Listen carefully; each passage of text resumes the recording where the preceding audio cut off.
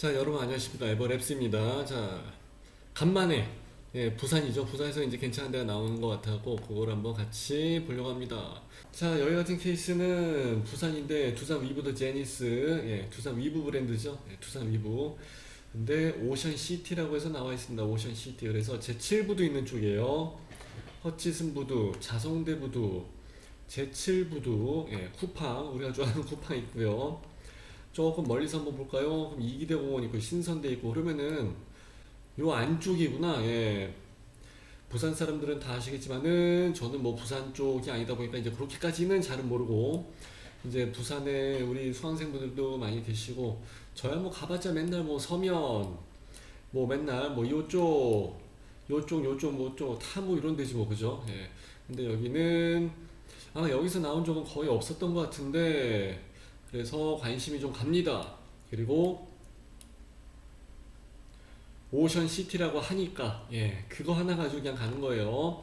근데 여기가 이제 우리가 생각하는 막 백사장 이렇게 쫙 펼쳐져 있고 막 그런 데는 아니고 부둣가예요, 부둣가. 자, 여기 주변에 한번 땡겨서 보도록 하겠습니다. 지하철 2호선 라인이 있기는 있는데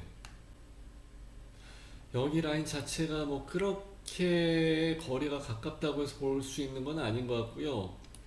요렇게 거리가 있으니까 거리는 좀 제법 떨어져 있습니다. 그냥 바닷가 하나 보고서 가는 거예요. 학교는 신현초, 성지고, 그리고 부산 공고 있고요. 대연중학교 있고, 대양고 있고, 아시아 공동체 학교, 모르겠어요 이런 거는. 배정고, 배정 미래고등학교. 배정고는 뭐고 배정 미래고등학교는 뭐지? 하여튼 요즘 학교들의 이름이 좀 우리 때랑 완전히 달라요. 그리고 성천초 있고요. 그리고 우암초. 아마 거의 뭐 우암초가 제일 가까운 것 같아요. 바로 밑에 붙어 있으니까 어떻게 보면 그냥 초품화 요거는 될 것 같습니다. 그리고 옆에는 골목시장 있죠. 우암 골목시장. 그리고 우암동 도시숲. 그리고 천재산. 그래서 도시숲이랑 천재산이 있으니까 그런 것은 역시 괜찮을 것 같고요. 그리고 뭐 주변에 아파트가 뭐 유명한 브랜드로 해서 일군 브랜드에서 막 크게 막 좋은 게 있다든가 막 그러지는 않습니다. 여기는 그것 자체가 부둣가 쪽이다 보니까 그렇게까지 해서 막 나와 있거나 그러지는 않습니다. 일단 한번 눌러서 볼게요. 두산 위브 더 제니스 오션시티. 여기 오션시티에서 제일 많이 눈에 띄는 것은 일단 오션시티. 우리가 생각하는 그 바다가 아니긴 하지만 그럼에도 이제 불구하고 두 번째로 눈에 띄는 것은 3048세대. 꽤 많은데 그죠? 그리고 여기서 세대수는 일반 분양으로 해서 나가는 게 2033세대예요. 그러니까 야, 여기서 이거를 다 소화를 할 수가 있을까? 부산 바닥에서 여기가 막 그렇게 막 뭐 상급지라고 해서 이야기할 수 있는 지역은 저는 아닌 걸로 알고 있거든요. 그런데 여기서 3048세대, 그 중에서도 일반 분양이 2033세대다. 야, 이거 만만치 않다. 그죠? 그리고 일단은 두산에서 진행을 합니다. 두산건설, 나쁘지 않아요. 은근히 어떻게 보면 저평가가 되어 있는 브랜드인 것 같기도 합니다. 뭐 나중에 또 보면 알겠죠. 두산이라고 해서 무조건 잘 짓고, 두산이라고 해서 무조건 못 짓고 그런 건 아니에요. 그때그때 현장에 따라서 좀 차이가 큽니다. 그리고 또 한 가지는 여기는 우암 2구역을 해서 이제 주택 재개발 정비사업 조합으로 해서 이제 들어간 거죠. 주변에 있는 아파트들이 아마 연식이 좀 됐을 거라고, 그래서 재개발 정비사업 조합으로 해서 이제 들어가는 거고, 어우, 야, 이거 29개의 동이 있어. 진짜 많다. 그죠? 그리고 가장 높은 게 34층까지. 그리고 271%에 20%. 271%는 조금 희한하다. 그죠? 이건 뭐 시도구청마다 다 다르니까 뭐 그렇다 치고. 그런데 건폐율이 20%는 조금 빡빡하게 들어서 있는 것 같다. 이렇게 해서 생각이 됩니다. 여기 자체가 그렇게 많이 뭐 분양 예정이 잡혀져 있는 게 아니기 때문에 갈아타기를 할 사람들이랑 뭐 투자를 하실 분들, 투기를 하실 분들 뒷분양 스케줄을 봐야 되니까 그거는 조금 참고하시는 게 좋을 것 같습니다. 일단 홈페이지 한번 가서 볼게요. 유사 홈페이지 주의 이런 것은 이제 뭐 상담사들이 많이 작업을 했을 것 같다. 이제 그런 거 유추해 볼 수가 있고요. 오션시티, 야, 역시 그거는 좋다. 아파트 단지 숲이 엄청나고요. 그리고 밑에 쪽에는 여러 가지 빌라촌인가요? 예, 빌라들이 좀 들어가 있는 것 같고, 요건 아까 밑에서 봤었던 학교였었던 것 같고, 요건 이제 단지 내 상가인 것 같고요. 오케이. 자, 5구 타입이 342세대, 7호 타입이 977세대, 그리고 84 타입이 714세대. 그래서 일단은 84하고 7호가 주력으로 해서 가는 것 같습니다. 세대가 굉장히 큰데 사우나까지밖에 없네. 항상 이제 여기 부대 시설을 볼 때 제일 먼저 봐야 되는 게 수영장, 그리고 컨시어지, 그러니까 이제 아침밥 주는지 뭐 하여튼 이런 거를 봐야 되는데 규모는 큰데 그런 것들까지는 아직은 없는 것 같습니다. 자, 34,000세대 브랜드타운의 중심, 이거는 아닌 것 같은데, 예, 북항에서 기대가 되는, 북항 자체는 좀 많이 메리트가 있기는 있습니다. 근데 어 글쎄요, 예, 해양 레저 산업 혁신지구, 맨날 무슨 뭐 해양 레저 한답시고 해서 뭐 북한 뭐 1단계 이런 거 하긴 하는데, 근데 여기 자체가 막 그렇게, 예, 저는 조금, 예, 일단 부산을 가서 좀 더 자세히 들여다 보면은 저도 이제 좀 알게 될 것 같습니다.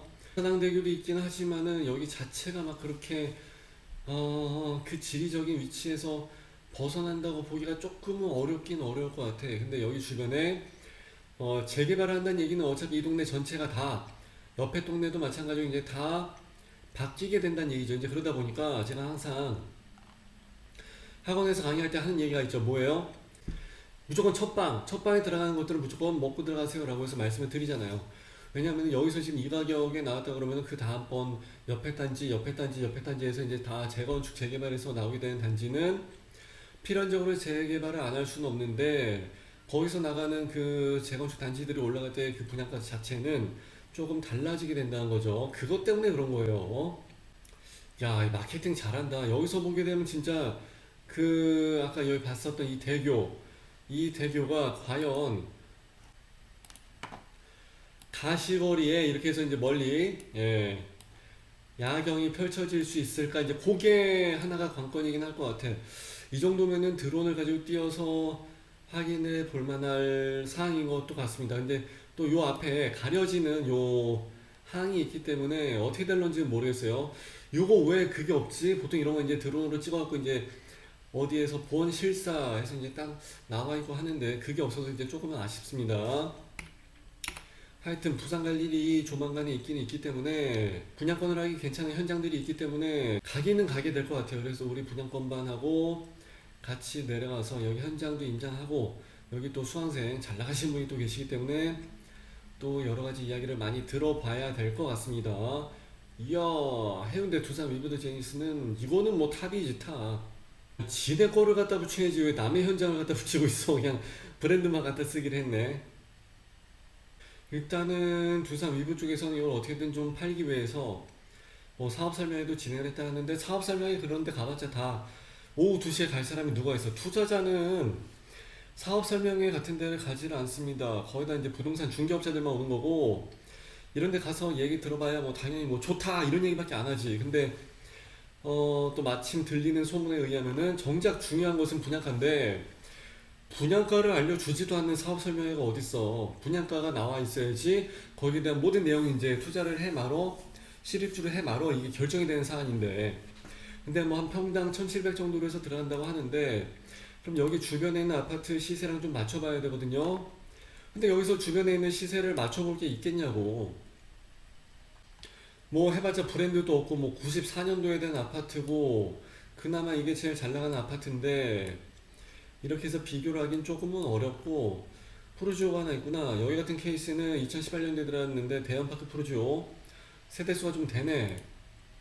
그럼 84 타입으로 해서 뭐 볼까? 84 타입이면은 뭐 108이나 110 정도 봐야 되니까 이게 한 5억 5천 정도 잡았다 치고, 여기가 들리는 소문에 의하면은 뭐 한 평당 1,700 정도 이야기를 할 것 같은데, 1,700 곱하기 34평에서 들어가게 되면 얼추 뭐 그 금액은 뭐 맞네.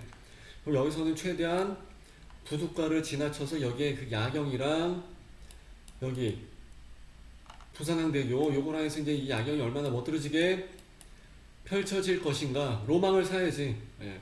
상가나 뭐 토지나 뭐 지상 같은 데는 무조건 계산이 나와줘야 되는 부분이지만은 이런 데서는 아파트 실제 주거든 투자든 간에 일단 여기서 무조건 분양가가 나와야 되는 거고, 그리고 메리트 한 가지를 잡아갖고 어떤 그 로망을 실현을 시켜줄 수 있는 건지 이 두 가지를 가지고 진행을 해야 됩니다. 그래서 일단 이 정도라면은 일단은 먹고 들어갈 것은 조금 없어 보이기는 하지만 그래도 이 근처에서는 대장단지가 되면서 나쁘지는 않을 것 같다.